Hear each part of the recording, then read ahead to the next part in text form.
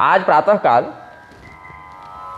कोशेश सदन अयोध्या जी में वहाँ के अधिपति स्वामी वासुदेवाचार्य विद्याभास्कर जी हैं।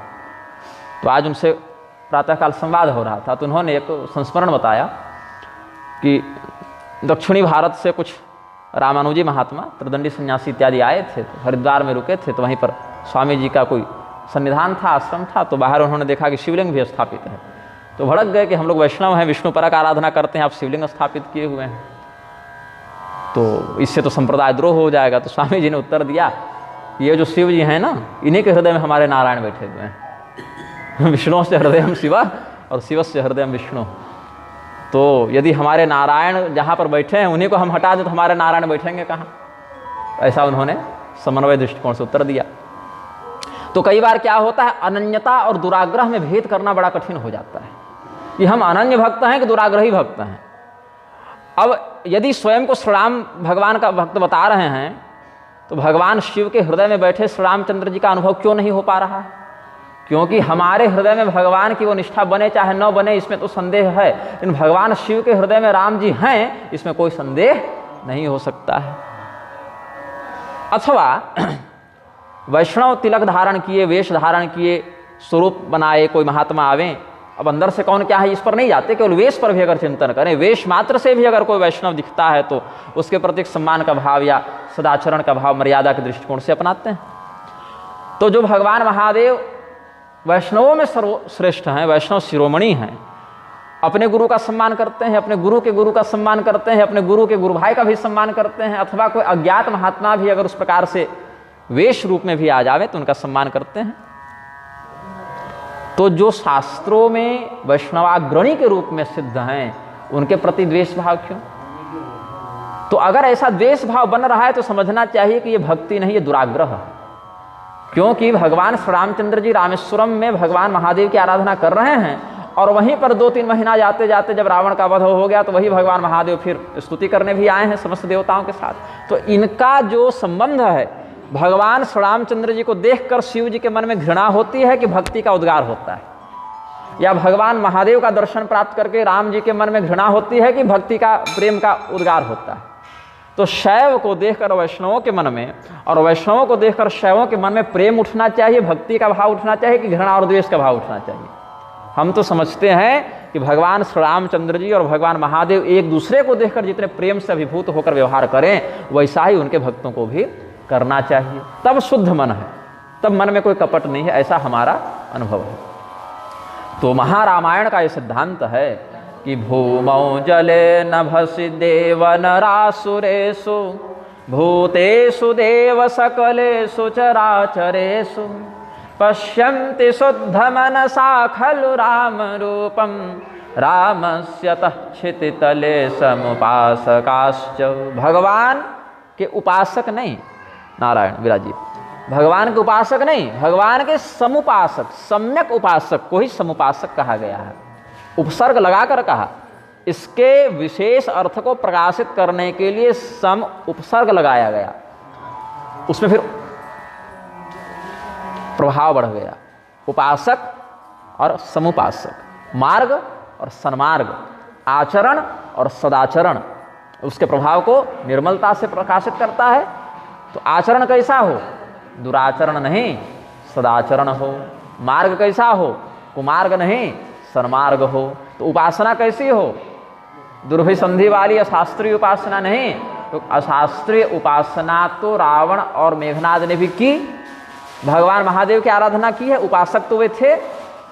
लेकिन भगवान महादेव की जो आराधना महर्षि दधीची ने की, भगवान की जो आराधना मार्कंडेय जी ने की, जो उपमन्यु जी ने की, वेदव्यास जी ने की, भगवान ने भी अन्य अन्य विभूतियों में जो आराधना की, क्या वह आराधना रावण के समान, भस्मासुर के समान है? नहीं, उससे बहुत ऊपर की आराधना है। तो ये समुपासक थे। तो सम्यक उपासना क्या है? पृथ्वी, जल, आकाश, देवता, मनुष्य, असुर, प्राणियों में चर अचर सर्वत्र शुद्ध मन से भगवद रूप का दर्शन हो, यह चिंतन करें। और ये सबसे संभव नहीं है। इसमें भी कहते हैं, गोस्वामी जी इसी भाव का स्मरण करके कहते हैं कि इसीलिए राक्षस तक भी भगवान की ही सृष्टि का एक अंश हैं, और भगवान ने वही, जैसे सपने में हमने कोई गुंडा बना लिया तो भले वो अधर्मी है, लेकिन हमारा ही स्वरूप बना ना, हमने ही अपने को बना लिया, तो भगवान का ही स्वरूप ये भी है, ऐसा समझकर उसके अंदर बैठे परमात्मा तत्व का अभिवादन किया। यहाँ राक्षस को प्रणाम नहीं किया। राम रूपम जो कहा ना, पश्यन्ति शुद्ध मनसा खलु राम रूपम, तो हृदय में परमात्मा तत्व का जो वास है हर प्राणी में, जड़ चेतन में, उस राम रूप को प्रणाम किया है। लोग भ्रमित होकर कहते हैं कि राक्षस को प्रणाम कर रहे हैं, तो अनेकांतिक दोष नहीं लगेगा। एकांतिक और अनेकांतिक दो विचार हैं। एकांतिक व्यक्ति एक बात को एक समय में एक तरीके से कहता है, और अनेकांतिक कहता है कि दूध दही सब सही, जो है सब वही है। तो हम पर भी लोग कई बार अनेकांतिक होने का आरोप लगाते हैं कि निग्रहाचार्य का कोई सिद्धांत नहीं है। निग्रहाचार्य रामानुजाचार्य के संप्रदाय में जाएंगे तो उन्हीं की बड़ाई करेंगे, रामानंदाचार्य के यहाँ आएंगे तो उन्हीं की बड़ाई करेंगे, शंकराचार्य के यहाँ आएंगे तो उन्हीं की बड़ाई करेंगे, मध्वाचार्य के यहाँ जाएंगे तो उन्हीं की बड़ाई करेंगे। अब मैं सिद्धांत से अद्वैती हूँ, और मध्वाचार्य जी जो 4 वैष्णवों में एक हैं वो द्वैती हैं, बिल्कुल पूर्व पश्चिम हो गए। लेकिन हमने जब महावाक्यों का निवृत्ति भाष्य लिखा तो हमने मध्वाचार्य जी को ही प्रणाम किया। मध्वाचार्यम श्री गुरुमूर्तिम प्रणतोस्मि कहा, तो इसके कारण हमारे ऊपर बहुत से आरोप लगे कि आप जब अद्वैत मत का सिद्धांत रूप से अनुसरण करते हैं स्वसंप्रदाय में, तो आप द्वैतवादियों को गुरु बोलकर कैसे प्रणाम कर सकते हैं? तो भाई गोस्वामी जी से ज़्यादा तो हम नहीं पढ़ लिए होंगे, या गोस्वामी जी से ज़्यादा ब्रह्मज्ञानी तो नहीं हो गए होंगे। तो गोस्वामी जी जैसे मान्य भगवदनिष्ठ आचार्यों ने जब ऐसा अवतारी प्रस्तुत किया है, तो हम लोगों को उन्हीं का अनुसरण करना चाहिए, ऐसा हम समझते हैं। बाकी अपने संप्रदाय के मत में सबों का मत अनुकरणीय है, विरोध अलग अलग में दिख सकता है, लेकिन जो जिसका शिष्य है और उसकी संप्रदाय परंपरा अगर शास्त्र सिद्ध है तो वहाँ पर फिर उसको उसी में निष्ठा रखनी चाहिए। गोली है तो धनुष से नहीं चलेगी, और तीर है तो बंदूक से नहीं चलेगी, है ना, है तो दोनों शस्त्र। तो गोली की सार्थकता बंदूक में है और तीर की सार्थकता धनुष में है। तो उसी प्रकार से अलग अलग आचार्यों ने अलग अलग समय में शास्त्रों के जिस प्रकार के अर्थ का प्रकाशन किया, उनके अनुयायियों को उसी प्रकार से व्यवहार करना चाहिए। और इसमें एक सूत्र है परशुराम जी का कि सर्वदर्शना निंदा, सभी दर्शनों की जो शास्त्र सिद्ध श्रुति सम्मत दर्शन है, अब नास्तिकों की नहीं, जो श्रुति सम्मत दर्शन है उनका समादर हो, अपने संप्रदाय में विश्वास, अन्य के प्रति सम्मान और प्रेम सहिष्णुता, इससे भजन पुष्ट होता है। तो यहाँ पर गोस्वामी जी कहते हैं कि देवदनुज नर नाग खग प्रेत पितर गंधर्व बंदों किन्नर रजनिचर कृपा करहु अब सर्व। ये भगवान का ही विग्रह सब हैं, भगवत विभूति सब हैं, ऐसा जान के चिंतन किया है।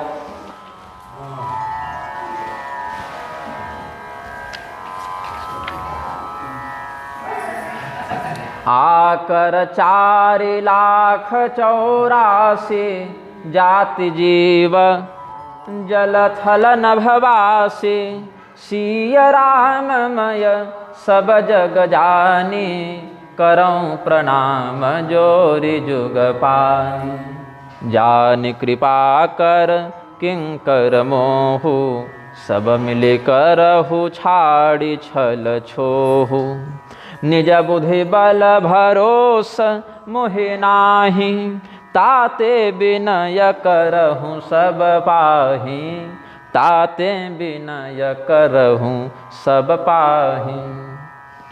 जिस समय परमात्मा के संकल्प शक्ति से, सुशिक्षा शक्ति से मूल प्रकृति ने इस संसार का निर्माण किया, उसमें अच्छा बुरा जैसा कुछ था नहीं। और जब यह संपूर्ण जगत प्रपंच, दृश्य अदृश्य जगत प्रपंच परमात्मा में विलीन हो जाएगा, तब भी अच्छा बुरा कुछ बचेगा नहीं। ये सारा झगड़ा बीचे का है।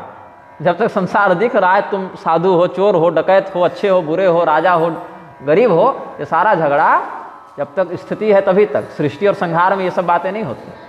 काहे भाई, संहार में तो देवता भी मरते हैं, राक्षस भी मरते हैं, जब महाप्रलय हो जावे तो कौन बचेगा फिर? तो अच्छा बुरा, ऊपर नीचे, ये सारा झगड़ा स्थिति में है, सृष्टि संहार में झगड़ा नहीं होता। इसीलिए गोस्वामी जी कहते हैं ताते विनय करो सब पाए। सबसे हम अपना अनुनय निवेदित करते हैं, क्योंकि अपने बुद्धि बल का हमको भरोसा नहीं है। जो भगवान करुणा निधान हैं, कृपा निधान हैं, उन्हीं के आप सब भगवत विभूति हैं, इसलिए आप भी उन्हीं करुणा निधान के विग्रह होने से स्वयं भी करुणा निधान हो गए। परमात्मा सर्वत्र है, इसलिए सब परमात्मा रूप हैं। इसीलिए आप लोग छल छोड़कर हम पर कृपा करें, क्योंकि देवता और असुर मिलेंगे तो सत्संग नहीं करेंगे, लड़ेंगे। श्री सीताराम। देवता और असुर लगेंगे तो झगड़ा करेंगे, और यदि मनुष्य और राक्षस मिल जावे तो राक्षस मनुष्यों को चबा जाएं, तो यहाँ पर विरोध हो जाएगा। लेकिन भगवान के यहाँ विरोध नहीं है। जो सर्प और जो गरुड़ बाहर झगड़ा करते फिरते हैं, भगवान के पास वही शेषनाग और गरुड़ जी बड़े प्रेम से रहते हैं। हालांकि वो भगवत विभूति हैं, उनकी तुलना सामान्य सर्प और पक्षी से नहीं कर सकते, लेकिन कहने का भाव है कि भगवान के यहाँ इस प्रकार का छल कपट नहीं चलता, द्वेष नहीं चलता। महादेव जी के यहाँ देख लीजिए, सर्प और चूहे में प्राकृतिक वैर होने के बाद भी वासुकी नाग और गणेश जी का मूषक प्रेम से रहते हैं। सर्प और मोर में झगड़ा होने के बाद भी कार्तिकेय जी का मोर और भगवान का सर्प प्रेम से रहते हैं। सिंह और बैल में विरोध होने के बाद भी भगवती का सिंह और भगवान का बैल नंदीश्वर। भगवान के वृषभ का क्या नाम है? नंदीश्वर। और भगवती के सिंह का नाम है सोमनंदी, सिंह का नाम। अच्छा आपकी तो राशि भी सिंह है शायद ना, लग्न सिंह है, कुछ ऐसा ही राशि। तो अच्छा, उस दिन जो सिंह का वर्णन कर रहे थे राजा दिलीप और नंदिनी गाय के प्रसंग में, उस सिंह का नाम कुंभोदर था, बताना भूल गए तो उसमें अभी स्मरण हो गया। तो भगवान के यहाँ इस प्रकार का वैर और वैमनस्य नहीं चलता, वहाँ सब एक समरस ब्रह्म तत्व के चिंतन में लगे रहते हैं, ऐसा विरोध नहीं। हाँ, कहीं अगर विरोध दिख जाता है तो उसको भगवान की लीला समझना चाहिए, रस विस्तार के लिए किया गया एक नाटक समझना चाहिए। जैसे दो अभिनेता किसी फिल्म में नाटक कर रहे हैं, तो कोई चोर बन गया, कोई पुलिस बन गया, आपस में लड़ रहे हैं, और जब उसके अभिनय का कार्य पूरा हुआ तो फिर यथावत है। उसी प्रकार से भगवान के भक्तों में भी, पार्षदों में भी यदि किंबा कहीं विरोध की स्थिति शास्त्रों में दिख भी जावे, तो उसको भगवान की इच्छा से लीला विस्तार के लिए किया गया एक अभिनय समझकर स्वीकार करना चाहिए, उसमें दोष दर्शन नहीं करना चाहिए। तो इसीलिए जब सब भगवत रूप होंगे तो आपसे झगड़ा नहीं करेंगे, सब भगवान के ही समान हम पर कृपा करेंगे। अच्छा, भगवान के कुछ बड़े प्रिय भक्त हैं, यहाँ सभी वैष्णव महात्मा बैठे हैं, तो विष्णु भगवान के भक्तों के ही उदाहरण से हम इस विषय को समझाएंगे। प्रहलाद नारद पराशर पुंडरीक व्यासाम्बरीश शुक शौनक भीष्म दाल्भ्याम रुक्मांगदार्जुन वसिष्ठ विभीषणादीन पुण्यानिमान परम भागवतान नमामि। स्तुति करते हुए अनुशासन में वर्णित है, प्रहलाद जी भगवान के भक्त हैं। प्रहलाद जी ने प्रधानता से किस रूप की आराधना की थी? नृसिंह रूप की आराधना की थी। प्रहलाद जी का सीधा संबंध नृसिंह रूप से बताते हैं। नारद मुनि का संबंध भगवान के अलग अलग अवतारों से होता रहता है, समयानुसार श्री रामावतार से, समयानुसार नृसिंहावतार भगवान का कृष्णावतार से, वेद व्यासावतार से भी। लेकिन नारद जी का सर्वोत्कृष्ट संबंध किस अवतार से है? नर नारायण अवतार से। श्रीमद् भागवत महापुराण के अनुसार जहाँ पर भूगोल वर्णन है 5वें स्कंध में, वहाँ देखेंगे कि अलग अलग नववर्षवती भूमि में जहाँ पर भगवान के अलग अलग रूपों की आराधना, हरि वर्ष में प्रहलाद जी नृसिंह भगवान की आराधना करते हैं, किमपुरुष वर्ष में हनुमान जी श्री रामचंद्र जी की आराधना करते हैं, और केतुमाल वर्ष में लक्ष्मी जी कामदेव रूपी भगवान की आराधना करते हैं। इस प्रकार से अलग अलग वर्षों में बात है। तो भारत वर्ष में भगवान नारद नर नारायण की आराधना करते हैं, ये वहाँ पर स्पष्ट किया है। तो प्रहलाद, नारद, फिर पराशर मुनि। पराशर मुनि भगवान विष्णु की प्रधान आराधना करते हैं, वैकुंठनाथ की आराधना करते हैं। पुंडरीक भक्त, विट्ठल भगवान विराज रहे हैं ना महाराष्ट्र में, पुंडरीक भक्त के पर। और पुंडरीक नाम के एक आचार्य का भी वर्णन मिलता है। तो इसके दो, एक भक्तमाल वाले पुंडरीक भी हैं, एक पौराणिक पुंडरीक भी हैं। वेदव्यास जी भी अलग अलग स्वरूपों की आराधना किए हैं। अध्यात्म रामायण में भगवान श्री रामचंद्र जी का भी निरूपण किया, और श्रीमद् भागवत में भगवान कृष्ण का भी निरूपण किया, और सब पुराण वही लिख दिए, तो फिर कोई बचे भी नहीं, और भगवान की विभूति भी स्वयं है। तो प्रहलाद, नारद, पराशर, पुंडरीक, व्यासाम्बरीश। अम्बरीश जी जो हैं किनकी आराधना किए हैं, इस पर मतभेद है। क्योंकि अम्बरीश जी जब भगवान की आराधना कर रहे थे, दुर्वासा मुनि ने उनको शाप दिया, तो सुदर्शन चक्र रक्षा करने आए हैं, कृत्या से भस्म हो जाओगे, ऐसा अभिचार किया है, शापात्मक व्यवहार किया है, तो सुदर्शन चक्र आए हैं। अब इस पर जो है अद्भुत रामायण का मैं प्रसंग आपको बताता हूँ, और मेरी बड़ी इच्छा है कि मैं अद्भुत रामायण पर भी कुछ व्याख्यान करूँ, कभी कभी सौभाग्य होगा तो बोलेंगे। और जहाँ तक मेरी योजना चल रही है, यदि भगवान की इच्छा हो गई तो इसकी कथा मैं वृंदावन में करूँगा, 7 दिनों तक, 2-4 महीना के अंदर ही, ऐसा भाव है। ऐसे ही निःशुल्क निस्वार्थ ऐसे ही बैठकर सत्संग होगा, महात्मा गण सुनेंगे इसी भाव से, कोई यजमान के लिए नहीं। कोई न मिले तो पेड़ के नीचे बैठकर शुरू हो जाए, जिनको सुनना होगा ही जाएंगे। तो अद्भुत रामायण में विश्वमोहिनी का प्रसंग है, जो यहाँ भी आगे समयानुसार देवर्षि नारद के प्रकरण में स्पष्ट होगा। जो देवर्षि नारद विश्वमोहिनी से विवाह करना चाहते थे, फिर भगवान ने बंदर का स्वरूप बना दिया था उनका। तो ये विश्वमोहिनी अम्बरीश की बेटी थी, जिसको शीलनिधि राजा के रूप में यहाँ गोस्वामी जी ने वर्णन किया है। तो अम्बरीश नाम आया है उस प्रकरण में, अद्भुत रामायण में। और अद्भुत रामायण में भगवती सीता का अद्भुत पराक्रम वर्णित है, उसको भी वाल्मीकि जी ने ही लिखा है। बहुत विशाल नहीं है, मतलब कुछ 1000-1500-2000 श्लोक होंगे, बहुत मोटा ग्रंथ नहीं है, लेकिन वो वाल्मीकि रामायण का ही हिस्सा है। बृहद्धर्म पुराण के अनुसार वाल्मीकि रामायण में 25,000 श्लोक हैं, और वाल्मीकि रामायण की ही बात करें तो वहाँ पर 24,000 वर्णित हैं। तो वही सहस्त्र श्लोकात्मक भाग का विस्तार करके अद्भुत रामायण का परिकल्पन उन्होंने किया है, ऐसा समझना चाहिए। तो अद्भुत रामायण में अम्बरीश जी का वर्णन है, वहाँ पर भगवान वैकुंठनाथ की आराधना करते हैं, ऐसा वर्णन है। सुखदेव मुनि भगवान कृष्ण की आराधना करते हैं, प्रसिद्ध भगवती राधिका से उन्होंने मंत्र ग्रहण किया है और भगवान कृष्ण की आराधना करते हैं। शौनक मुनि, वो भी सूत जी के माध्यम से समस्त पुराणों का अधिग्रहण किए हैं, तो तत्वनिष्ठ महात्मा है, समस्त रूपों की आराधना करते हैं। भीष्म पितामह भगवान कृष्ण की आराधना की हैं, समकालीन भी थे, और मरने के समय उन्होंने कहा है, प्रयाण के समय, सदैव देवो भगवान प्रतीक्षताम कलेवरं यावदिदं हि नौम्यहं प्रसन्नहासारुणलोचनोल्लसन् मुखाम्बुजो ध्यान पथश्चतुर्भुज। और इस श्लोक को मैं रोज पढ़ता हूँ। अब जब समय मिले, स्नान करने के बाद समय मिल जावे तो पढ़ लूँ, सोने से पहले समय मिल जाए तो पढ़ लूँ, लेकिन एक बार पढ़ लेता हूँ। इसका अर्थ क्या है? वो परमात्मा, वो शंख चक्र गदा पद्म धारण किए हुए भगवान, जिनका ध्यान योगी जन अपने चित्त से करते रहते हैं, वे अत्यंत प्रसन्नता से हमारे मरने की प्रतीक्षा करें। ये इस श्लोक का भाव है, सदैव देवो भगवान प्रतीक्षताम। क्योंकि अपनी औकात तो पता है कि अंतराम कहीं आवत नहीं, ये तो अपनी स्थिति पता है। यदि भगवान मरने के समय अपना नाम उच्चरित न करवाना चाहे तो कोई प्रयत्न से नहीं कर सकता, क्योंकि हर व्यक्ति के जीवन में मरने से पहले 10-5 बार ऐसे अवसर अवश्य आते हैं कि वो मरते मरते बचता है। तो उसी समय परीक्षण कर लेना चाहिए कि हमें भगवान याद आ रहे थे कि संसार याद आ रहा था। अगर अभी हम मर जाते, बिल्कुल गाड़ी बिल्कुल निकट से गुजरी, 1/2 इंची के लिए बच गए, या पानी में डूबते डूबते बचे, या करंट लग गया, कौन महात्मा थे, नारायण शरण जी थे क्या, 2 वर्ष पहले जो करंट लग गया था यहीं पर, वो कुटिया में, नई कुटिया बन रही थी, मैं ही पानी में डूब रहा था बचपन में, और हमको तो खैर बहुत प्रकार से लोगों ने पुरस्कृत किया। हमको जहर दे दिया गया था जब मैं 2.5 वर्ष का था, फिर भी नहीं मरे। और बहुत प्रकार के हत्याओं की तो रोज़ 1-2 धमकी आ जाती है कि मर्डर हो जाएगा हमारा, रोज़। जिस दिन नहीं आती उस दिन हमको खलबली मचती है कि हमारे विरोधी कम तो नहीं हो रहे, क्या है भाई तुम लोग, कुछ डांटो फटकारो, गाली गलौज करो। तो हत्या की तो 100-150 धमकियाँ आ गई हैं अभी तक। तो चिंतन करते हैं कि जिस क्षण प्राण निकलेंगे उस समय भगवान का नाम स्मरण होगा कि नहीं होगा।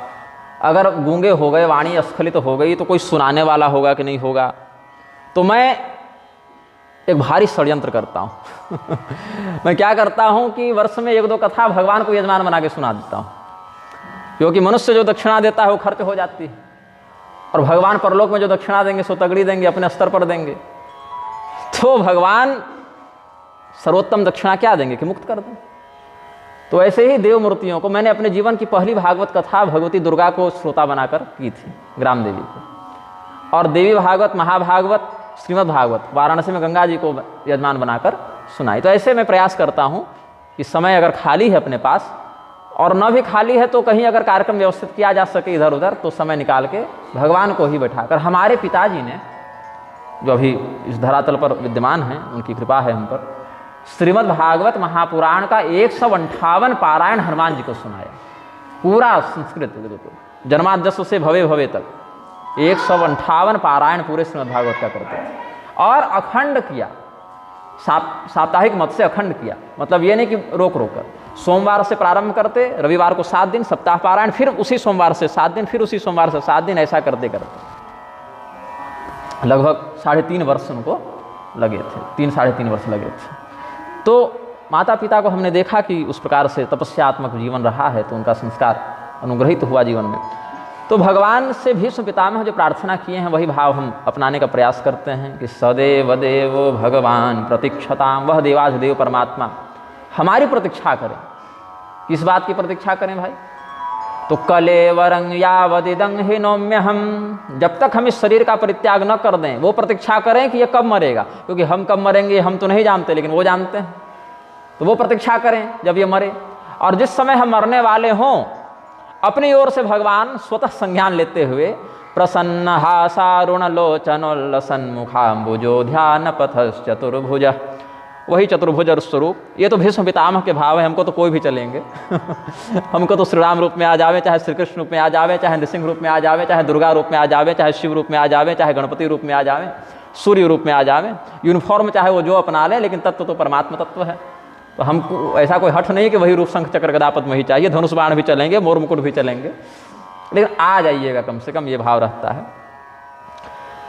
तो इसीलिए गोस्वामी जी कहते हैं कि निज बुद्धि बल भरोसा मोहि नाही, अपनी बुद्धि बल का भरोसा हमको नहीं है। जब इन्हीं को नहीं था तो हम लोग कैसे करें भाई? जब ये स्वयं स्वीकार कर रहे हैं अपनी ओर से शरणागति की भावना को, प्रपन्न भाव को, प्रपत्ति भाव को दृढ़ करने के लिए आचार्य का वचन है, गोस्वामी जी आचार्य कोटि में है ना, तो वचन है कि हमें अपने बुद्धि बल का भरोसा नहीं। तो यदि हम जैसे तुच्छ जीव अगर भरोसा करके बैठ जावें तो जो फंसे हैं सो फंसे ही रह जाएंगे। तो व्यासाम्बरीश शुक शौनक भीष्म दाल्भ्यान, दाल्भ्य मुनि भी भगवान परशुराम से उनकी ज़्यादा निकटता थी। रुक्मांगदार्जुन वशिष्ठ विभीषणादिन, रुक्मांगद राजा की कथा नारद पुराण में मिलती है, एकादशी महात्म्य में। मोहिनी प्रकरण, वहाँ एक मोहिनी नाम की एक अलग से स्त्री उनके पास भेजी गई थी, उनकी एकादशी व्रत की महिमा को भंग करने के लिए। तो बड़ा दीर्घ वृत्तांत वहाँ पर है, मोहिनी रुक्मांगद संवाद ये सब। और अर्जुन का नाम प्रसिद्ध है, नर नारायण के रूप में जो नर हैं वही अर्जुन है और नारायण ही कृष्ण है। जो बद्रीनाथ भगवान में विराजते हैं वही कृष्ण हैं, वही अर्जुन हैं। और वशिष्ठ मुनि भी प्रसिद्ध हैं। भगवान श्री रामचंद्र जी आएंगे, यही स्वार्थ था या परमार्थ था जो कह लीजिए, वो पुरोहित बनना स्वीकार किए सूर्यवंश का। बोले नहीं तो यजमानी से ज़्यादा गलत काम हम किसी को नहीं समझते। यजमान की 10 बातें सहो, कहीं टोकना हो तो संकोच करो और उसके पाप को भी अधिग्रहण करो, तो हम भीख मांग के खा लेंगे। किसान जब खलिहान से अपना अनाज उठा कर ले जावें तो जो अन्न के कण, धान, गेहूं इत्यादि कुछ गिर जाएं उन्हीं को हम चुनकर खा लें, शिरोच्छ वृत्ति से अपना लें, इन पुरोहित ही नहीं करेंगे, यजमानी नहीं करेंगे। तब ब्रह्मदेव ने कहा कि कर लो, बढ़िया वैकेंसी निकली है, वहाँ भगवान का अवतार होगा। तब केवल भगवान इस वंश में आएंगे, इसी एक पवित्र उद्देश्य से वशिष्ठ जी ने वहाँ पुरोहित बनना स्वीकार किया है। और विभीषण जी प्रसिद्ध हैं, श्री रामचंद्र जी से उनका दास भाव भी और सख्य भाव भी है। विभीषण जी को भगवान अपना मित्र भी मानते हैं और सेवक और स्वामी का भी भाव है उनका। तो इसमें एक बात आप ध्यान देंगे, ये जितने भक्त हैं उसमें पहला और अंतिम नाम राक्षसों का है।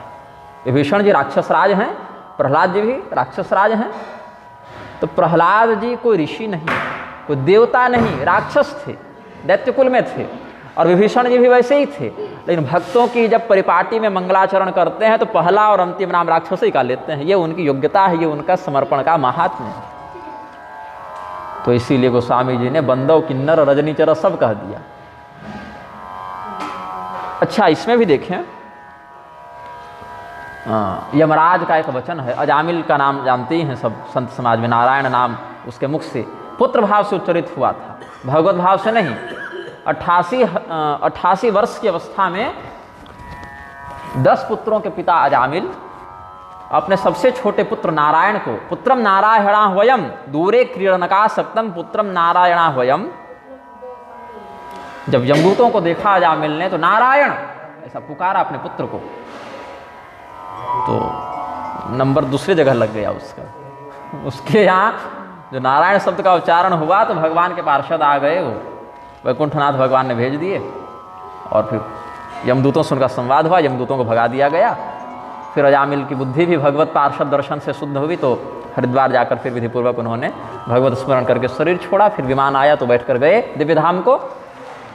तो यमदूतों ने जाकर यमराज के पास शिकायत कर दी थी अच्छा ये बताइए, कति संति शास्तारो जीवलोकस्य वै प्रभो। हे धर्मराज, अभी तक तो हम जानते थे आप ही संसार के शासक हैं, आप ही स्वर्ग नरक सबको भेज रहे हैं, आप ही सबका फैसला कर रहे हैं बैठ के, आपके ऊपर किसी का शासन नहीं। तो आप ये बताइए कि संसार के शासक कितने हैं। यमराज सोचे कि आज तक तो हमारे सेवकों ने ऐसा प्रश्न हमसे नहीं किया, आज तक तो बस जो जिसका टिकट कट जाता था उसको लेके आते थे, तो आज हमसे प्रश्न कैसे कर रहे हैं। तो बोले क्या बात हो गई, ये प्रश्न उठा कहाँ से। तो उन्होंने कहा कि अजामिल को लाने गए थे, हम लोग 3 थे, उधर से शंख चक्र गदा पद्म लिए 4 बड़े सुंदर सांवले सलोने पीताम्बर वनमाला वाले लोग आ गए और बड़े तेजस्वी थे, तो हम लोग कुछ कर भी नहीं सके। तब ये हर कंपनी का एक यूनिफॉर्म होता है, कोई वकील है, कोई पुलिस वाला है, कोई सिपाही है फौज में है, कोई पायलट है, कोई डॉक्टर है, सबकी वेशभूषा होती है। तो ऐसे ही अलग अलग देवताओं के भी स्वरूप निश्चित हैं। विष्णु पार्षदों के क्या स्वरूप होंगे, रुद्र पार्षदों के क्या स्वरूप होंगे, देवी की योगिनियों के क्या स्वरूप होंगे, भैरव गणों के क्या स्वरूप होंगे, ऐसे। तो बोले कि परमात्मा जो भगवान हैं, नारायण हैं, वही संसार के शासक हैं, उन्हीं के आदेश से, उन्हीं के सामर्थ्य से हम सब ये सब विभाग संभाल रहे हैं। वो राजा हैं, हम लोग उनके विभागीय सेवक हैं, अलग अलग विभाग संभालने के लिए भगवान ने हम लोगों को नियुक्त किया है। बाकी मालिक स्वामी तो जगन्नाथ तो वही हैं, जगत के नाथ तो वही हैं।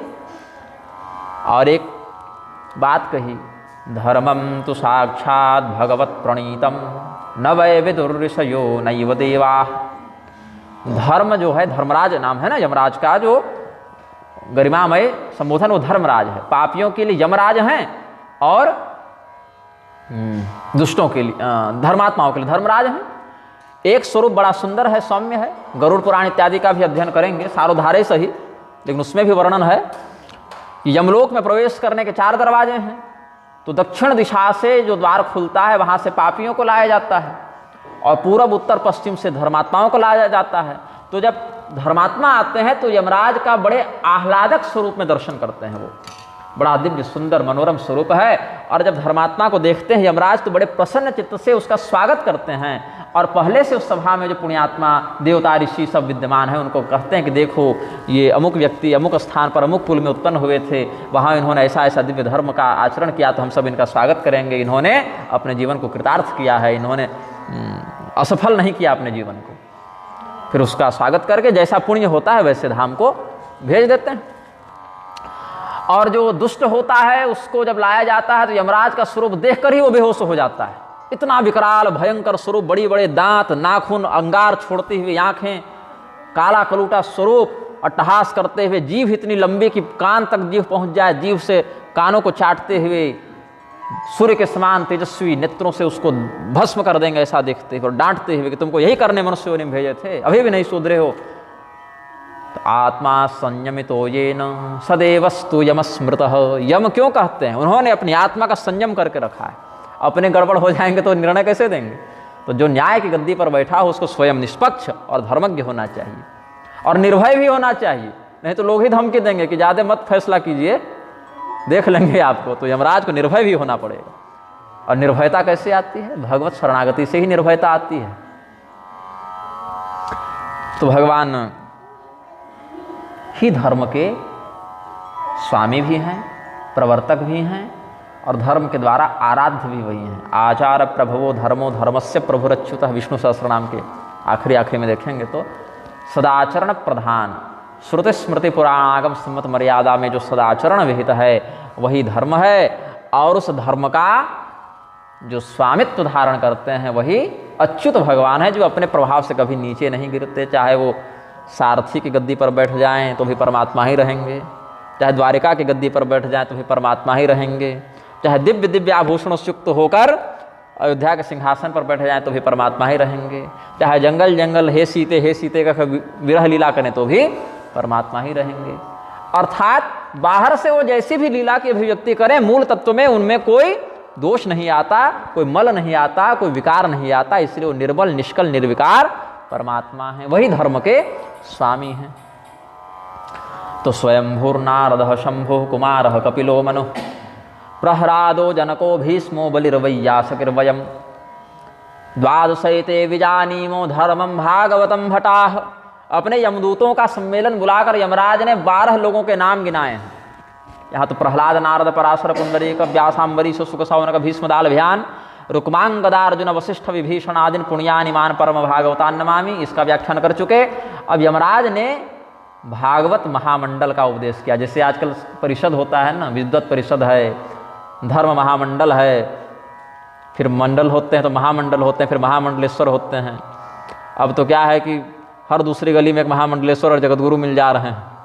पिछले 10-20 सालों में ज़्यादा बढ़ रहे हैं और इनकी संख्या पर नियंत्रण नहीं लगा, धार्मिक अनुशासन नहीं लगा, तो चेले बनने ही बंद हो जाएंगे। पहले क्या था, शिष्य गुरु के पास किसी तत्व के जिज्ञासा से उपस्थित होते थे कि गुरुदेव हमारे कल्याण का हमें उपदेश करें। अब शिष्य पहले लिस्ट बनाता है कि इस संप्रदाय में इतने महात्मा हैं और ये महात्मा जी ज़्यादा बूढ़े हैं, संपत्ति अधिक है, ज़्यादा दिन बचेंगे नहीं, 1-2 साल में इनका प्रयाण होने वाला है, तो इनका चेला बन जाओ और कुछ ऐसा षड्यंत्र करो कि यदि वसीयत लिख चुके हो तो गुरु जी के जाने के बाद वसीयत गायब कर दो, और वसीयत गायब न कर सको तो कुछ उसमें छेड़छाड़ कर दो और अपने उत्तराधिकारी बन जाओ। गुरु भी अधिक धन देने वाले शिष्य के प्रति, उत्तरकांड में तो गोस्वामी जी बहुत कड़े शब्दों में सब बता ही दिए हैं, और जो दिखता भी है समाज में, कोई एकांतिक विषय तो है नहीं, सार्वजनिक विषय है। गुरु के तत्वनिष्ठा पर निष्ठा रखने वाला शिष्य तन मन धन से अपना समर्पण, अपनी शरणागति गुरु के सामने व्यक्त करते थे, और 1 साल 2 साल 4 साल गुरु पहले उसकी परीक्षा लेते थे कि ये कितना योग्य है, ये व्यक्ति इस ज्ञान का अधिकारी है कि नहीं, ये इस मंत्र का, इस उपासना का अधिकारी है कि नहीं। तो जाकर नाली साफ करो, गोबर उठाओ, झाड़ू लगाओ, छोटी सेवा दे देते थे। फिर उसकी निष्ठा, उसके समर्पण की परीक्षा लेते हुए धीरे धीरे बड़ी सेवा देते थे। ठीक है, आज का राग भोग तुम लगाओ, आज का पारायण तुम करो, और विशेष सेवा देते। जब विशेष सेवा देते तो फिर 2-4 महीना बड़े पद पर बैठाने के बाद, पुजारी भंडारी दरबारी बनाने के बाद फिर उसको नीचे गिरा देते कि जाओ अब 1 महीना गौशाला देखो तो तुम केवल गोबर उठाएगा, ताकि कहीं उसके मन में ऊपर से नीचे आने पर कोई क्षोभ तो नहीं हो रहा है, वो उस सेवा में रस मिल रहा है कि नहीं उसको। विविध प्रकार से कभी डांट देते, कभी प्रेम करते, कभी धिक्कारते, कभी 10 लोगों के सामने तिरस्कृत भी कर देते थे। उसमें अगर शिष्य की निष्ठा बन जाती थी तब उसको बुलाकर एकांत में तत्व का उपदेश कर देते थे। ये विधि है, यही शास्त्र की मर्यादा है। और फिर उतने तपस्या से जब वो शिष्य निखरता था तो दृष्टाम तो नैव दृष्टस्त्रिभुवन जठरे सद्गुरो ज्ञानदातु, उस परंपरा से सद्गुरु के मुख से जब वो ज्ञान प्राप्त करता था तो गुरु से अभिन्न हो जाता था। जैसे एक दीपक प्रकाशित है, दूसरा दीपक बुझा हुआ है, तो एक दीपक से दूसरे दीपक को जला दें तो दोनों प्रकाशित हो गए। और किसका प्रकाश बड़ा कहोगे और किसका छोटा कहोगे, प्रकाश तो प्रकाश है। वैसे ही फिर गुरु उसको स्वयं गुरु पद का अधिकार दे देते थे, फिर वो अन्य शिष्यों को भी शिक्षा देता था। अब ये परंपरा विखंडित हो गई। अब जो आ रहा है सो चेला दीक्षा लिया और सीधे कहा कि गुरुजी 40-50 लाख कलेक्शन कर लिए हैं, एक सिंहासन गढ़वा लेते हैं, भंडारा करवा देते हैं, बन गए जगत गुरु।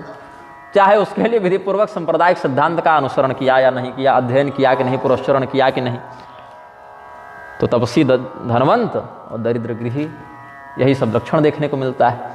तो ये सब कलयुग के अलग अलग विलास हैं, और कलयुग के कश्मल का विनाश करने के लिए भगवत शरणागति का आश्रय लेना चाहिए, और भगवान के विशेष मर्म को जानने वाले आचार्यों के उपदेशों का अनुसरण करना चाहिए। तो भगवान के रहस्य को जानने वाले 12 महापुरुषों का वर्णन यमराज ने किया। कौन कौन है? बोले स्वयंभूर नारद शंभु कुमार कपिलो मनु प्रहलादो जनको भीष्मो बलिर्वैयासकिर्वयम्। सबसे पहले तो ब्रह्मदेव जानते हैं भगवान के मर्म को। संपूर्णता से नहीं कहा, विशिष्टता से कहा।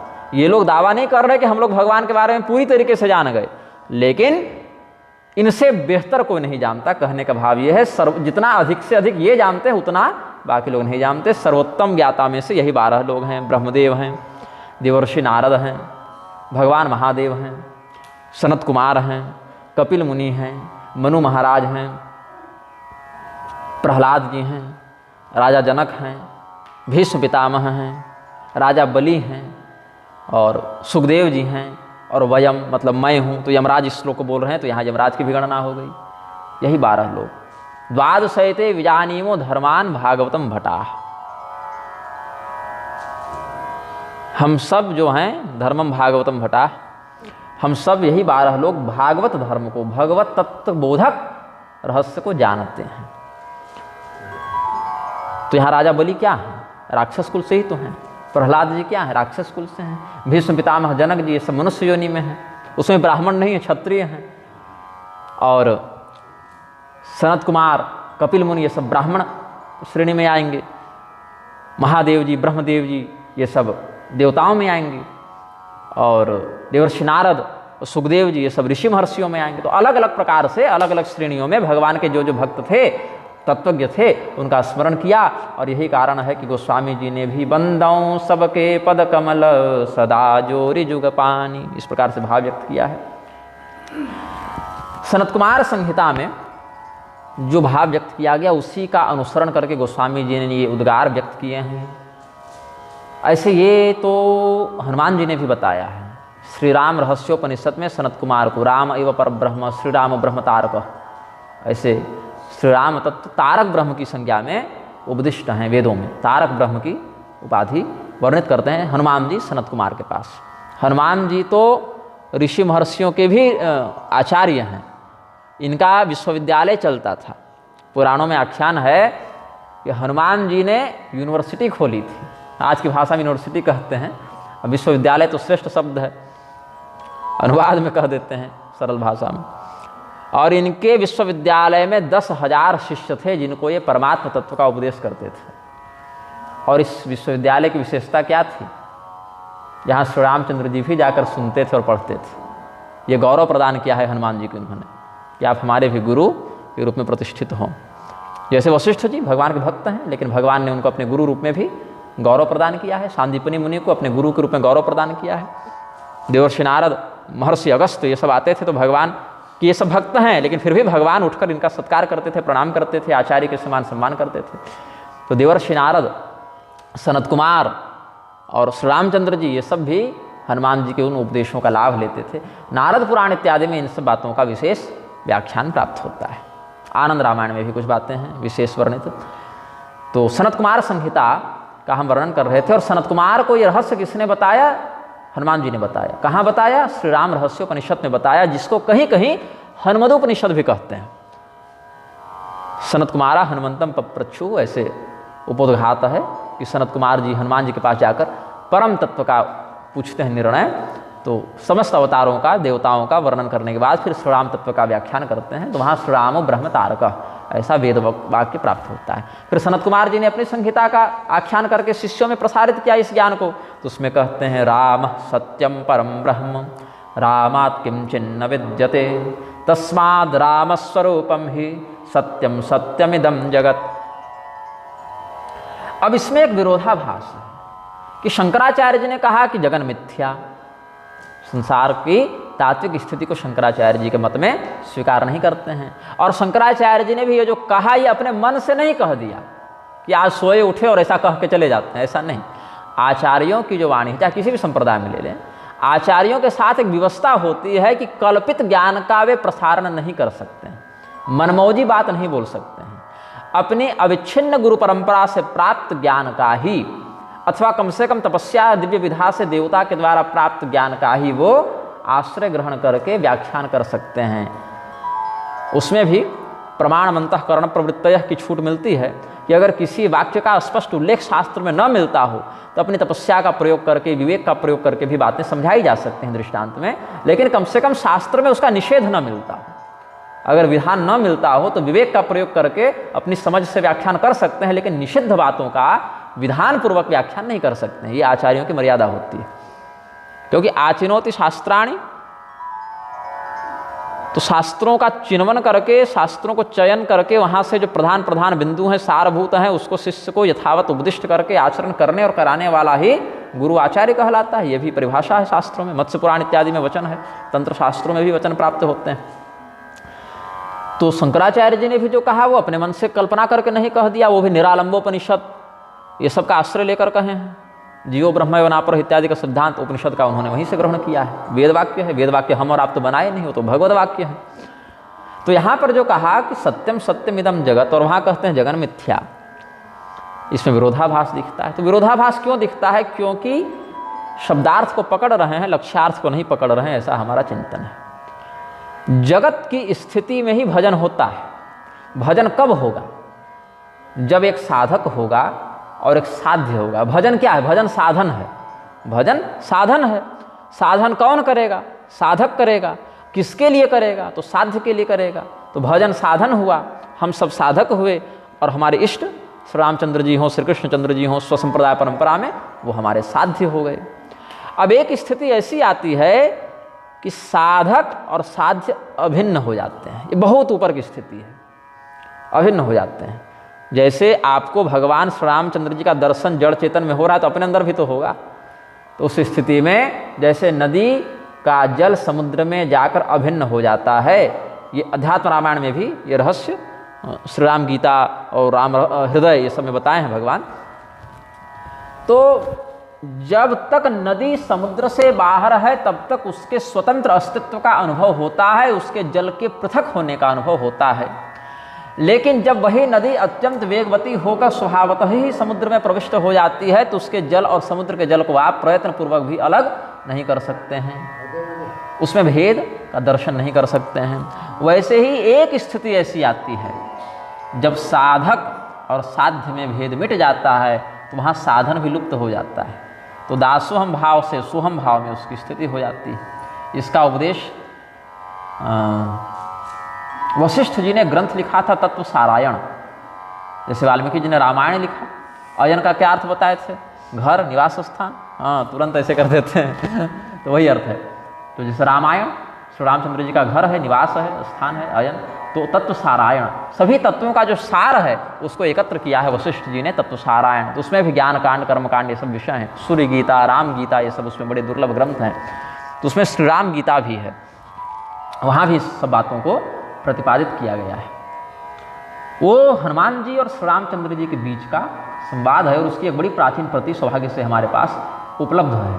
तो कई बार स्वाध्याय करता हूँ, अध्ययन करता हूँ, तो ये सब कुछ शास्त्र मोती, शास्त्र मुक्ता अपने पास प्राप्त होते हैं, तो व्याख्यानों में उनका आश्रय ग्रहण करते हैं। तो वहाँ भी इस जगत को मिथ्या के रूप में भगवान ने बताया, चिद विलास के रूप में बताया। जैसे सपना है, सपने में सुख दुख नदी तालाब सब दिख रहा है, लेकिन जगने के बाद उसके मिथ्या होने का बोध होता है। लेकिन जब तक हम सपने में हैं तब तक उसके सत्य होने का भ्रम होता है, जिसको अविद्या कहते हैं। यहाँ शुरू में कह देना रज्जौ यथा हेरभ्रमा, रस्सी में सांप के होने का भ्रम, तो रस्सी ही रहेगी, लेकिन हमने भ्रमवशात उसको सर्प समझ लिया तो भय के कारण हमारी धड़कन बढ़ गई, बीपी बढ़ गया, रक्तचाप बढ़ गया। रस्सी में परिवर्तन आया क्या? नहीं आया। हमने जैसा समझा हमारे अंदर वैसे भय का उद्गार हुआ, और जब ज्ञान बुद्धि, विवेक बुद्धि जागृत हो गई कि अरे भैया ये तो रस्सी है, तो भय भी चला गया।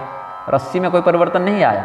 वैसे ही संसार में कोई तात्विक परिवर्तन मिथ्या या सत्य दृष्टि से नहीं आता। हमें यदि संसार के अंदर फंसे रहने की स्थिति में चिंतन करना पड़े तो सत्य के समान अनुभूति होती है। तो साधन का आश्रय लेकर बोध की प्राप्ति करते हैं, और जब बोध हो जाए, जग जाए, सपना टूट जाए, तब यह समझ जाता है कि वो तो मिथ्या था। तो स्वर्ग, नरक, सुख दुखादि लोक भी, लोकगत इच्छाएं और लोकगत परिणाम भी मिथ्या ही हो जाते हैं उस समय जाकर। ये आचार्य युक्ति है। तो इसीलिए जब तक आप संसार की स्थिति में रहकर चिंतन करेंगे तब तक जगत सत्य प्रतीत होगा, और इस जगत से निकलने के लिए भगवान का आश्रय लेना पड़ेगा। पार जाने के लिए तारक का आश्रय लेना पड़ेगा, तारक तत्व का ही माध्यम बनाएंगे, तो उसके लिए भजन इत्यादि साधन है। भजन है, व्रत है, जप है, स्वाध्याय है, तपस्या है, ध्यान है, योग मार्ग है, अलग अलग विधान बताए हैं भगवान। तो कोई जप का आश्रय ले रहा है, कोई भजन का आश्रय, कोई कीर्तन का आश्रय, कोई पाठ करने का, तो कोई पाठ सुनने का, अलग अलग विधानों से भगवत परायण होने का माध्यम भगवान ने तय बताया है। तो ये सब साधनों का आश्रय लेता है। कब? जब जगत में स्थित है। अब जगत से पार ही चला गया तो फिर साधन का लोप हो गया, तब तो साध्य साधक भेद मिट गया। तो यहाँ पर कहते हैं राम सत्यम परम ब्रह्म रामात् किंचिन्न विद्यते। चूंकि उस सत्य स्वरूपी परमात्मा के अतिरिक्त कुछ है ही नहीं, इसीलिए जगत भी परमात्मा का ही एक स्वरूप समझना चाहिए। तो बोले जब परमात्मा सत्य है और सत्य का अभाव नहीं होता, ना भावो विद्यते सतः, श्रीमद् भगवद गीता भगवान कहते हैं सत्य तत्व का अभाव नहीं होता। क्योंकि सत्य क्या है? निर्विकार, अपरिवर्तनीय, अविनाशी है। इसीलिए सत्य स्वरूपी परमात्मा, सत्यनारायण शब्द है ना भगवान के लिए। कैसे नारायण? और सत्यनारायण तो कहते नहीं, सत्यनारायण कहते हैं। सत्यव्रतम सत्य परम त्रिसत्यम सत्यस्य योनिम निहितम च सत्य, ये सब भगवान की स्तुति में कहते हैं। सच्चिदानंद घन परमात्मा का जब व्याख्यान करें, ओम तत्सदिति निर्देशो इत्यादि वचनों का स्मरण करें, तो सत शब्द से सत्य स्वरूपी परमात्मा का बोध होता है। तो यह चिंतन किया शिष्य ने कि जब परमात्मा सत्य हैं, श्री राम जी को सत्य बताया गया, और यहाँ कहते हैं सत्यम सत्यम इदम जगत, तो फिर जगत को मिथ्या मानने का क्या औचित्य है? इस संसार के नश्वर होने में क्या हेतु है? क्योंकि संसार नश्वर है, इसी बात का आश्रय लेकर तो भगवान की ओर बढ़ना है। तो संसार यदि नश्वर न हो तो क्यों हम भगवान की शरण में जाएं? तो संसार जब नश्वर है तो सत्य स्वरूपी परमात्मा का इसमें कैसे समावेश हो रहा है? तो इसमें इंदुसर न्याय, आकाश में चंद्रमा विकसित हैं, पूर्णिमा की रात्रि है, चंद्रमा का प्रकाश आकाश को परिपूर्ण किया हुआ है, और एक सरोवर है नीचे पृथ्वी लोक में, उसका जल बड़ा शांत है। तो उस चंद्रमा का प्रकाश जब इस सरोवर पर पड़ता है तो चंद्रमा का प्रतिबिंब सरोवर को व्याप्त करता है, परछाई दिखती है। अब यदि इस सरोवर के जल को सुखा दिया जाए तो प्रतिबिंब का लोप तो हो जाता है, लेकिन चंद्रमा का लोप नहीं होता। यदि इस सरोवर के जल में पत्थर मारा जाए और जल में क्षोभ उत्पन्न किया जाए, हलचल हो जाए, तो चंद्रमा का जो प्रतिबिंब उस सरोवर में पड़ रहा है वो टुकड़े टुकड़े होगा, छिन्न भिन्न होगा, लेकिन उस चंद्रमा पर कोई प्रभाव नहीं पड़ेगा। लेकिन इस प्रतिबिंब के होने के लिए चंद्रमा का होना आवश्यक है, उसकी सत्यता से ये सत्य यहां पर हमें दिख रहा है ना। अथवा उसी चंद्रमा को हम सीधे ही देखें, सरोवर को हटा देते हैं, केवल हम और चंद्रमा, यहां भी भ्रम कैसे हो सकता है? अपने नेत्रों के नीचे थोड़ा सा ऐसे दबाव डालें या बल्ब को ही देखें ऐसे करके तो दो दिखेगा। बचपन में खेलते थे, रात्रि को चंद्रमा को देख के ऐसे दबाते थे, दो दिखता था। तो दो स्पष्ट चंद्रमा आकाश में दिख रहे हैं, समान आकृति, समान प्रकाश, लेकिन क्या वो वास्तव में दिखने के बाद भी सत्य हैं? नहीं, अपितु वहां एक ही चंद्रमा है। भले दो दिख रहा है लेकिन चंद्रमा एक ही है। तो दो क्यों दिख रहा है? क्योंकि हमारे नेत्रों में जो देखने की क्षमता है उसमें कुछ विकार आ गया है। अब जो दूसरा चंद्रमा दिख रहा है उसको मिटाने के लिए क्या करना पड़ेगा? तो इस विकार का समाधान करना पड़ेगा। विकार को मिटाओ तो वास्तविक सत्य का दर्शन हो। तो जहां पर दो दिख रहे थे वहां पर एक ही दिखेगा, जो सत्य था वही दिखेगा, और दूसरा सत्य के ही समान दिखने के बाद भी सत्य था नहीं। और वो जो दूसरा दिख रहा था उसका मूल आधार कौन था? जो वास्तविक चंद्रमा था वही आधार था। अगर वास्तविक चंद्रमा ही न हो तो दूसरा भी नहीं दिखेगा। ऐसे ही श्री राम तत्व भी न हो तो संसार भी नहीं दिखेगा। लेकिन इसका अर्थ ये नहीं है कि संसार की तुलना भगवान से कर दिया जाए कि भगवान जैसे सत्य हैं वैसे संसार भी सत्य है। नहीं, संसार की सत्यता उस नेत्र विकार के कारण, बुद्धि विकार के कारण दिख रही है, और जब वो विकार समाप्त होगा तो असत्य का लोप होगा और केवल सत्य स्वरूपी श्री राम तत्व का बोध हो जाएगा।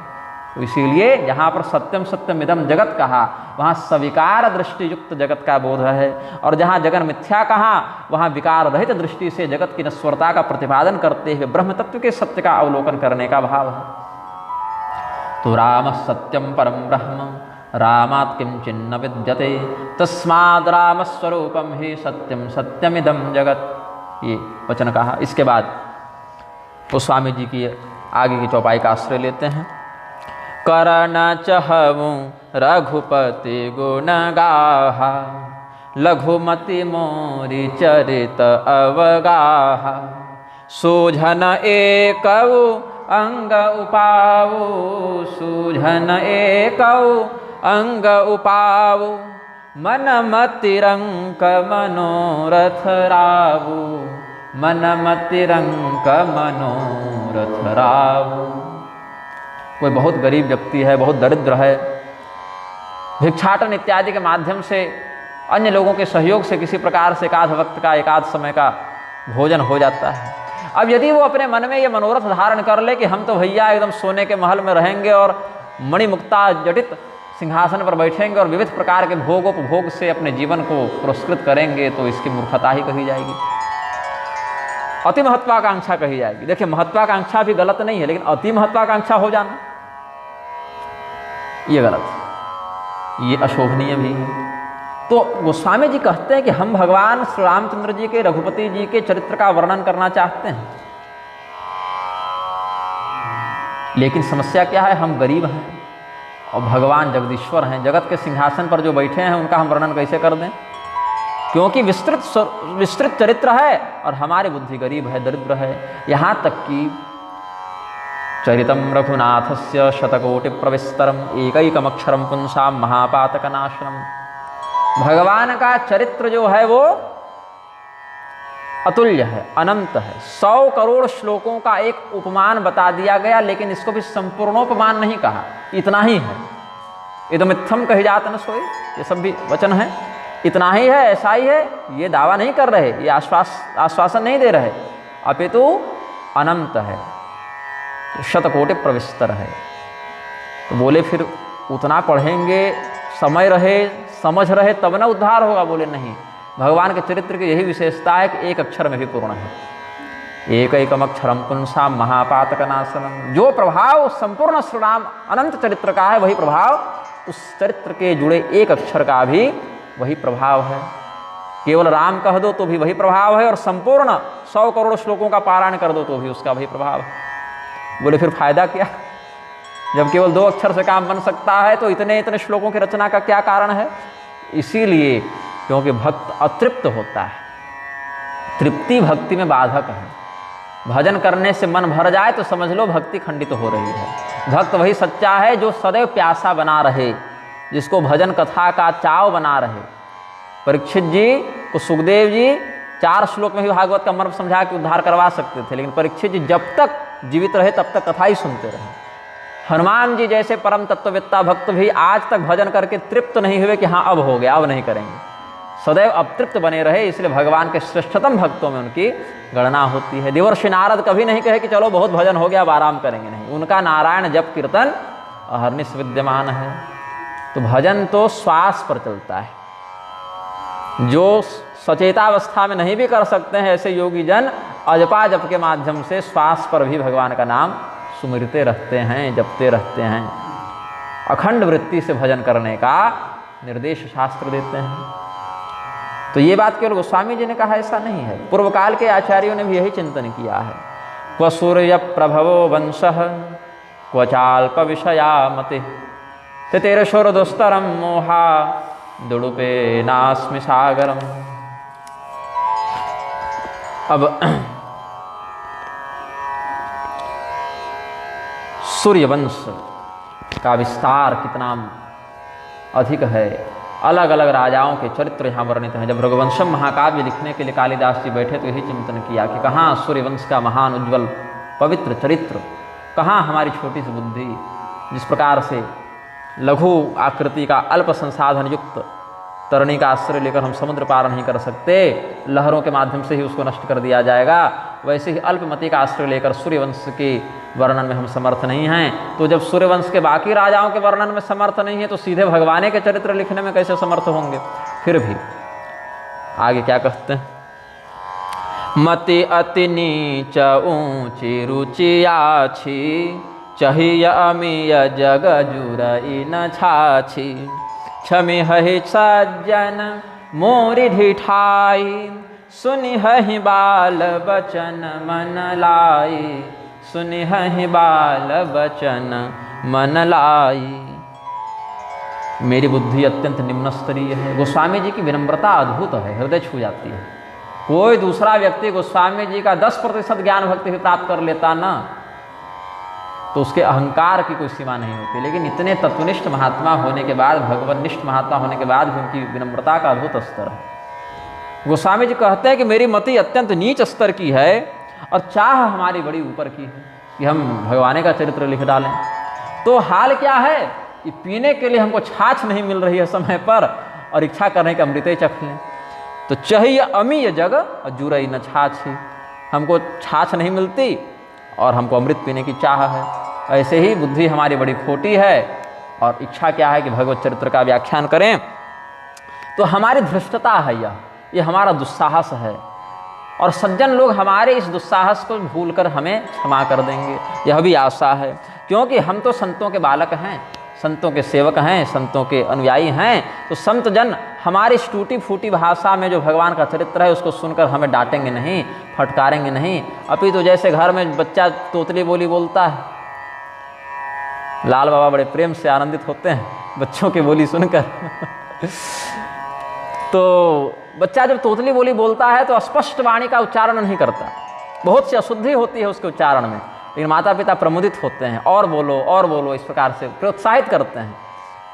तो वैसे ही मैं बच्चा हूँ संतों का, और जब मैं बोलूँगा तो बहुत गलतियाँ हो सकती हैं, बहुत अस्पष्टता हो सकती है, लेकिन जो बालक कह तो तरे बाता, सुनहि मुदित मन पितु अरु माता, हंसी हहि कूर कुटिल कुबिचारी, जे पर दूषण भूषण धारी। जिस प्रकार से बालक मधुर वाणी में जब कुछ बोलने के लिए प्रस्तुत होता है तो बहुत गलतियां करता है, तुतलाता है, फिर भी माता पिता उसको डांटते नहीं, उससे स्नेह करते हैं, बल्कि और अधिक प्रेम बढ़ता है, उसकी वाणी को सुनना चाहते हैं। तो हमारे माता पिता के समान संत जन हमारे इस अपराध को क्षमा करेंगे और हमारी वाणी को वैसे ही स्वीकार करेंगे जैसे कोई माता पिता अपने तोतली वाणी से बोलते हुए बच्चे के प्रति प्रेम का व्यवहार करते हुए उसके अपराधों को क्षमा करके उसके वचन को स्वीकार करते हैं। और रही बात दुष्टों की, तो दुष्ट जन के सामने तो बहुत बढ़िया बात भी बोल दीजिए तो भी वहाँ कोई त्रुटि निकाल देगा। दूसरे के अवगुण को ही चुन चुनकर आभूषणों के रूप में वो पहन कर रखता है, तो दुष्टों की क्या बात करनी। उसका तो स्वभाव ही है कि बहुत बढ़िया भी अगर कोई कह दे दुष्ट के सामने तो वहाँ से भी कोई ऐसी बात वो निकाल लेगा कि मन खट्टा हो जाए। गोस्वामी जी आगे कहते हैं, निज कवित के ही लागन फीका नीका, क्षमस्व अपराधम में, निज कवित के ही लागन नीका, सरस हो अथवा अति फीका, जे पर भनिति सुनत हर साही, ते बर पुरुष बहुत जग नाही। अपनी कविता सबको अच्छी लगती है कि हम बहुत बढ़िया श्लोक लिखे, बहुत बढ़िया भजन लिखे, बहुत बढ़िया कविता लिखे, और दूसरे की कविता श्लोक में दोष बहुत जल्दी दिख जाता है। सबके साथ ऐसा है। मैंने संस्कृत में हजारों श्लोक लिखे, तो जब अपने से लिखता हूँ तो उसमें दोष नहीं दिखता, यहाँ व्याकरण की दृष्टि से ये गलत हो गया या ये छंद की दृष्टि से गलत हो गया, तो मैं फिर उसको विद्वानों के पास भेजता हूँ कि आप लोग इसके विशेषज्ञ हैं तो ज़रा देखिए इसमें क्या गलती है, बताइए, हम उसको सुधारेंगे। फिर वो लोग देखते हैं और जहाँ अगर कोई गलती हो तो फिर बताते हैं और उसको हम सुधार लेते हैं। तो अपने से देखने का प्रयास भी करता हूँ, तो कुछ बहुत गलती दिख भी जाए, सुधार भी ले, लेकिन सारी गलती नहीं दिखती है। कोई ना कोई ऐसा बिंदु अवश्य होता है जहाँ पर गलती बच जाती है। हाँ, हो सकता है बाद में दिख जाए स्वयं भी, लेकिन कई बार नहीं भी दिखती है, ये सत्य है। तो ऐसे ही बहुत से विद्वान जगतगुरु स्तर के भी बहुत सारी रचनाएं लिख के हमारे पास भी भेजते हैं, क्योंकि उनको अपनी वाली नहीं दिखती, तब वो हमारे पास भेज देते हैं कि जरा देखिए इसमें व्याकरण या छंद की दृष्टि से कुछ गड़बड़ तो नहीं है।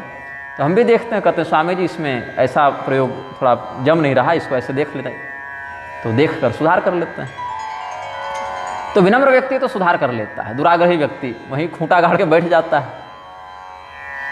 तो कहने का भाव है कि अपनी कविता में दोष नहीं दिखता, बहुत उत्तम लगती है, बहुत मधुर लगती है, और दूसरे की रचना में बहुत दोष दिखे जाते हैं। अपनी रचना उत्तम हो चाहे अनुत्तम हो, वो ऐसे अनुत्तम शब्द के भी दो अर्थ हो जाते हैं। रामपाल वाले बड़ा लाठी पीटते रहते हैं इस शब्द पर, तो कहीं नए समास लगाकर निषेध करते हैं। जो उत्तम नहीं है उसको भी अनुत्तम कहते हैं, और जिससे उत्तम कोई नहीं उसको भी अनुत्तम कहते हैं।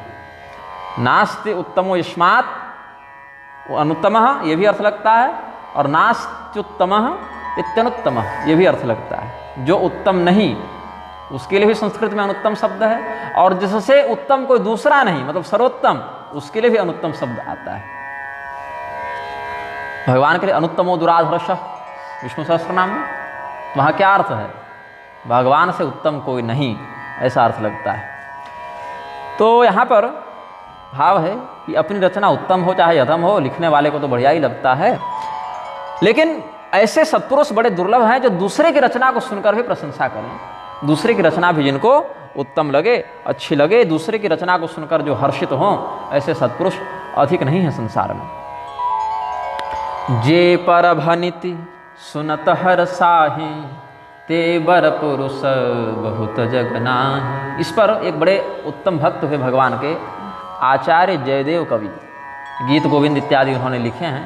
उड़ीसा क्षेत्र में उनकी बड़ी महिमा भी है। जगन्नाथ स्वामी के बड़े भक्त हुए वो जयदेव कवि, गीत गोविंद इत्यादि उनकी उत्कृष्ट रचना है। तो जयदेव स्वामी जी का एक भाव है, अपि मुदमुपयान्तो वाग्विलास स्वकीयैः, ये भी मालिनी छंद की शैली में लिखे हैं वो। अपि मुदमुपयान्तो वाग्विलास स्वकीयैः परभणिति सुतृप्तिं वान्ति सन्तः कियन्तः। अपनी जो रचना है, अपनी जो कविता है, अपना जो व्याख्यान है, उसको सुनकर तो बहुत से लोग आनंदित होते हैं, लेकिन परभणिति सुतृप्तिम, जिसको जे परभणिति सुनत हरसाहि, वो स्वामी जी ने भाव ग्रहण किया। परभणिति सुतृप्तिम वान्ति सन्तः कियन्तः। ऐसे संत लोग कितने हैं जो दूसरे की रचना को सुनकर भी प्रसन्न हो, हर्षित हो, आनंदित हो, अपने वाग विलास से हर्ष को प्राप्त हुए। अच्छा, कुछ संत तो ऐसे भी हैं कि अपनी रचना में आनंदित होते हैं और दूसरे की रचनाओं में भी आनंदित होते हैं। ऐसे भी कुछ संत हैं। ये भी भाव जयदेव स्वामी जी का है। तो आगे कहते हैं, जग बहु नर सुर सरि समभाई, जे निज बाढ़ी बढ़हि जल पाई। सज्जन सकृत सिंधु सम कोई, देख पूर विधु बाढ़ई जोई। देख पूर विधु बाढ़ई जोई। संसार में अधिकांश जनसंख्या कैसे लोगों की है? दूसरे की संपदा को जब तक अपना न बना लें तब तक बढ़ते नहीं हैं। तो जो जल बादल में अवस्थित है, वर्षा के माध्यम से वही जल जब सरोवर में, नदियों में आता है, तो दूसरा का जल जब अपने पास आ जावे तो बढ़ जाते हैं। नदियों का जल बढ़ जाता है और सरोवर का जल बढ़ जाता है। तो ऐसे लोग बहुत हैं जो अपनी संपत्ति से वृद्ध होते हैं, वृद्धि को प्राप्त होते हैं, समृद्ध होते हैं, या दूसरे के संपत्ति का अधिग्रहण करके वृद्धि को प्राप्त होते हैं। एक समुद्र के समान बिरले कोई साधु पुरुष हैं जो चंद्रमा की पूर्णता को देखकर भी वृद्धि को प्राप्त होते हैं। पूर्णिमा के समय समुद्र का जो उफान है, अब समुद्र में प्रवाह तो होता नहीं क्योंकि वो स्थावर जलराशि समूह है ना, वो बहकर कहीं दूसरी जगह जाता तो नहीं, अचल भंडारण है समुद्र में, लेकिन उसकी तरंगों में वृद्धि देखने को मिलती है। समुद्र में ज्वार भाटा आ जाता है पूर्णिमा के चंद्रमा को देखकर। तो दूसरे की वृद्धि को देखकर भी जो स्वयं हर्षित हो, आनंदित हो, प्रमुदित हो, वृद्धि को प्राप्त हो, तो सज्जन सकृत सिंधु सम कोई, देख पूर विधु बाढ़े जोई। विधु मतलब चंद्रमा, पूर मतलब पूर्ण चंद्रमा। इसको पुलस्त मुनि ने ये भाव व्यक्त किया था, जिसको गोस्वामी जी ने अधिग्रहित किया है। पुलस्त मुनि कहते हैं, सरित समानरा लोके स्वसंपद वृद्धिशालिनः, बिरला सिंधु सदृशा पर वृद्धि विवर्धिता। एक दोहा के साथ आज के व्याख्यान को पूर्ण करेंगे। भाग छोट अभिलाषु बड़, करहूँ एक विश्वास। पै हैं सुख सुने सुजन सब, खल करिहहि उपहास। और ये जो बात कही गोस्वामी जी ने, ये तो लिखने के समय कही, लेकिन जब ये ग्रंथ पूर्ण हुआ तो यही समाज ने गोस्वामी जी के अनुभव को सिद्ध भी किया कि सज्जनों ने बड़े प्रेम से उनका सत्कार किया और दुर्जनों ने उपहास किया। उस समय भी बहुत से लोगों ने गोस्वामी जी की निंदा की, कह रहे क्या लिख दिए हैं, कुछ भी लिख देंगे तो मान लेंगे क्या, पढ़ लेंगे क्या। तिरस्कार भी हुआ है गोस्वामी जी का, लेकिन जो सज्जन थे उन्होंने बड़े प्रेम से, बड़े सत्कार से गोस्वामी जी का सम्मान किया है। तो इन्होंने कहा कि हमने जो लिखने का संकल्प किया है, ये जो श्री रामचरितमानस लिखने के लिए हम प्रस्तुत हुए हैं सज्जनों, तो जो हमारी स्थिति है उसके अनुसार तो भाग्य हमारा बहुत बड़ा नहीं है। भाग्य की दृष्टि से तो हम लघु हैं, भाग्यहीन हैं। भाग्य हमारा बड़ा छोटा है और अभिलाषा बड़ी है, बहुत अधिक है अभिलाषा। तो एक विश्वास हमें अवश्य है, और ये विश्वास बड़ा सही था गोस्वामी जी का कि पै हहि सुख सुनि सुजन सब। इस कथा को सुनकर पढ़कर सज्जनों को आनंद होगा, प्रमुदित होंगे, और जो दुष्ट हैं सुखल करिहहि उपहास। दुष्ट लोग उपहास करेंगे, मजाक उड़ाएंगे। और आज भी श्री रामचरितमानस को लेकर, गोस्वामी जी को लेकर बहुत से दुष्ट लोग बहुत से अनर्थ वचनों का प्रयोग करते ही रहते हैं। तो उसी समय गोस्वामी जी ने इसी विश्वास के साथ लिख दिया था कि जो सज्जन होंगे वो श्री राम तत्व प्रधान ग्रंथ समझकर स्वीकार करेंगे, सम्मान करेंगे, प्रेम करेंगे, आनंदित होंगे। बाकी लोग मजाक उड़ाएंगे, तिरस्कार करेंगे, अपमान करेंगे। तो इस पर जो अनुभव है गोस्वामी जी का वो कहाँ से आया? वशिष्ठ मुनि का एक वचन यहाँ पर उद्धृत करते हैं वशिष्ठ संहिता से। यास्या, क्षमा करेंगे, ग्राम्याकृतिर्हास योग्या हसन्तु सुतराम खलाः रामकीर्ति सुधा धवतां त्वेतां गास्यन्ति साधवः। जब कोई व्यक्ति टूटी फूटी भाषा में, बहुत संस्कृत न जानता हो, बहुत अच्छा बोलना न जानता हो, क्योंकि वक्तृत्व शैली भी सबों में नहीं होती, संस्कृतज्ञ भी सब लोग नहीं होते, लेकिन अपनी जिस भी शैली में वो चाहे भगवान का कीर्तन भजन अगर कर रहा है, गंवार भाषा में भी कर रहा हो, गांव की भाषा देहाती भाषा में भी कर रहा हो, तो खल व्यक्ति उसका उपहास करते हैं। लेकिन उस ग्रामीण भाषा के पीछे जिस तत्व का वर्णन किया जा रहा है वो ब्रह्म तत्व है, राम तत्व है, ऐसा बुद्धिमान जन, भक्त जन विचार करते हैं। तो साधु लोग उसी के पीछे पीछे फिर उस राम कथा का भले ग्रामीण भाषा में हो लेकिन गान करने लग जाते हैं। तो ये दुर्जन और सज्जन में भेद है। ये सब आचार्यों की उक्तियों को हमने आज व्यक्त किया है। फिर खल परिहास हो हित मोरा इत्यादि वचनों पर कल चिंतन प्रस्तुत करेंगे। भगवान नाम संकीर्तन करें। सीताराम सीताराम सीताराम सीताराम सीताराम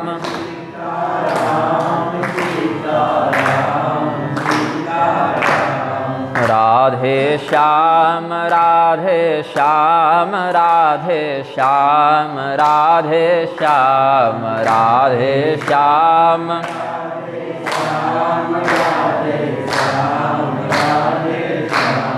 सीताराम सीताराम सीताराम सीताराम सीताराम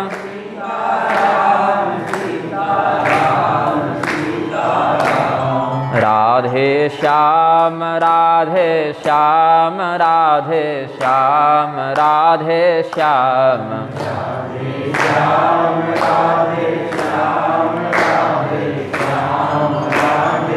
प्रेम से बोलिए आनंद कंद भगवान की, श्री उमापति महादेव की।